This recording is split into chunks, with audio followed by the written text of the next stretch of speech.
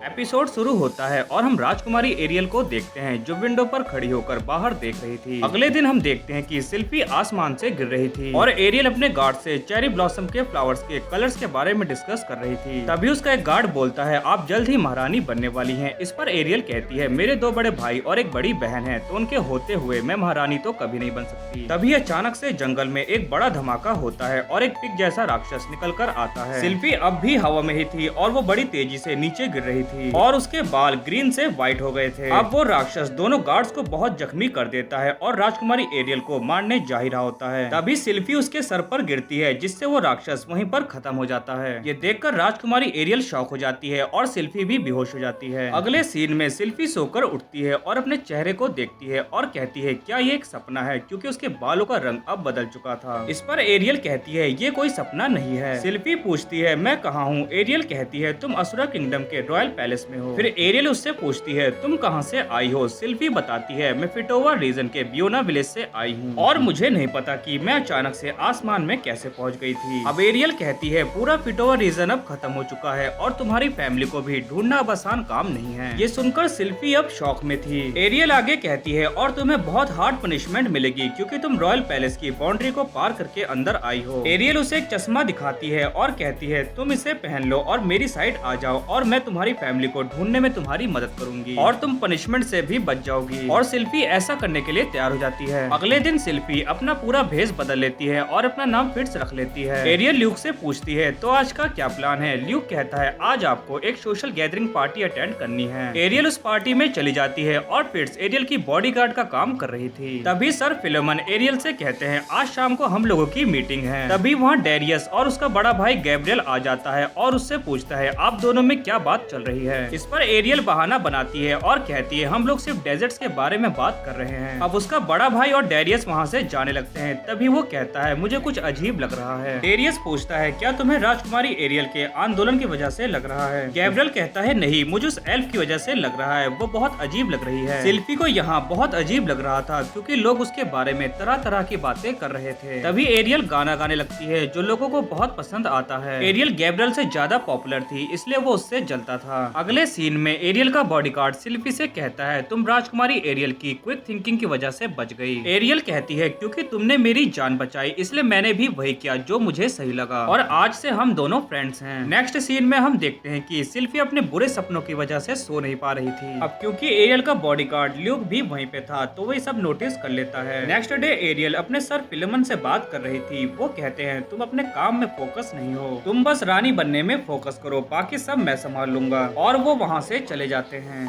फिर selfie aerial से पूछती है, क्या तुम्हें मेरी फैमिली के बारे में कुछ पता चला? इस पर एरियल कहती है, मुझे लगता है तुम्हारी फैमिली बहुत अलग अलग जगह पर टेलीपोर्ट हो गई है और इतनी कम पावर होने की वजह से मुझे अभी तक उनके बारे में कुछ भी पता नहीं चला। ये सुनकर सिल्फी उदास हो जाती है। तभी ल्यूक एरियल को इशारा करता है जिसके बाद एरियल कहती है, तुम आज रात मेरे साथ सो जाओ क्योंकि मुझे पता चला है कि तुम बुरे सपनों की वजह से सो नहीं पा रही हो। सिल्फी को ये सब बहुत अजीब लगता है इसलिए वो उसे मना करती है और ल्यूक से कहती है, तुम भी तो कुछ बोलो। इस पर ल्यूक स्माइल करता है और कहता है, तुम इसे एक रिवॉर्ड समझो। सीन शिफ्ट होता है और हम गैब्रियल और उसके चमचे डेरियस को देखते हैं। डेरियस गैब्रियल से कहता है कि मुझे लग रहा है कि एरियल अपनी एक प्राइवेट आर्मी बना रही है और वो पैलेस के गार्ड्स में अपने जासूस भी डाल रही है। गैब्रियल कहता है, मुझे ऐसा नहीं लगता, उसका तो पॉलिटिक्स में दूर दूर तक कोई वास्ता नहीं है। डेरियस कहता है, एरियल बहुत चालाक है। फिर डेरियस अपनी गोद में बैठी हुई लड़की को सहलाता है। गैब्रियल कहता है, अगर ऐसा है तो मैं आगे का काम तुम पर छोड़ता हूँ। अब हम देखते हैं कि राजकुमारी अपने बेड पर बैठी होती है। तभी वहाँ पर सिल्फी आ जाती है। सिल्फी उससे कहती है, आपने जैसे मुझसे कहा था वैसे मैं आ गई और क्या हम सच में साथ में सोएंगे? अब एरियल उसे अपने पास बुलाती है और उसको अजीब तरह से घूरने लगती है। सिल्फी कहती है, तुम्हारी आंखें मुझे डरा रही हैं। एरियल उसे लेटने के लिए कहती है और अचानक से उसे धक्का लगाकर लेटा देती है। सिल्फी को ये देखकर डर लग रहा था। तभी एरियल कहती है, मैं बस मजाक कर रही थी और मैंने कहा था कि हम बस साथ में सोएंगे और कुछ नहीं। एरियल कहती है, मुझे भी बैड ड्रीम्स आते हैं। सिल्फी पूछती है, तो तुम्हें किस तरह के नाइटमेयर्स आते हैं? एरियल कहती है, उस मॉन्स्टर के आते हैं जिसे तुमने मारा था। अगर तुम न आती तो वो मॉन्स्टर हम सभी को मार देता और तभी मुझे तुम्हारा दर्द भी समझ में आया। एरियल कहती है, अब मैं तुम पर निर्भर हूँ क्योंकि तुमने मेरी जान बचाई थी और इस तरह अगर हम साथ में सोएंगे तो दोनों को सुरक्षित महसूस होगा। दोनों अब काफी खुश थे। फिर सिल्फी अपना चेहरा मिरर में देखती है जिसे देखकर वो मुस्कुराती है क्योंकि अब वो बहुत खूबसूरत लग रही थी। फिर दोनों सो जाते हैं। अब काफी रात हो जाती है। सिल्फी को कुछ अजीब लगता है और वो अपनी आंखें खोलती है तो देखती है कि वहाँ पर एक लड़की खड़ी हुई थी, जिसे देखकर वो डर जाती है। ये लड़की वही थी जो डेरियस की गोद में बैठी हुई थी। अब वो चाकू से उस पर वार कर देती है, लेकिन सिल्फी अपनी मैजिक की मदद से बच जाती है और एरियल भी जाग जाती है। फिर दोनों में फाइट होने लगती है, लेकिन एंड में सिल्फी अपनी मैजिक से उसे महल से नीचे गिरा देती है और सिल्फी भी बेहोश हो जाती है। तभी वहाँ पर ल्यूक आ जाता है। एरियल उससे मेडिकल टीम को लाने के लिए कहती है। अगली सुबह एरियल सर फिलोमन के साथ बैठी थी। सर फिलोमन उससे कहते हैं, कल रात जिस लड़की ने तुम पर हमला किया था वो मशहूर असासिन नाइट आइक्रो थी। उसके शिकार बहुत मासूम लोग बने हैं। सर फिलोमन कहते हैं, इसका मतलब तुम्हारा दुश्मन रॉयल पैलेस के अंदर ही है। तुम क्यों ना ऐसा करो कि पढ़ाई करने के लिए विदेश चली जाओ। एरियल को भी ये बात सही लगती है। अब वो सिल्फी से कहती है, मुझे माफ कर दो कि मैंने तुम्हें अपनी गार्जियन की ड्यूटी पर लगाया, ये कहकर कि तुम्हें सजा मिलेगी क्योंकि तुमने ट्रेस पासिंग की है और मैंने तुमसे तुम्हारी विश भी नहीं पूछी। यहाँ तक मैं इतनी पावर में तुम्हारी फैमिली को भी नहीं ढूंढ पाई,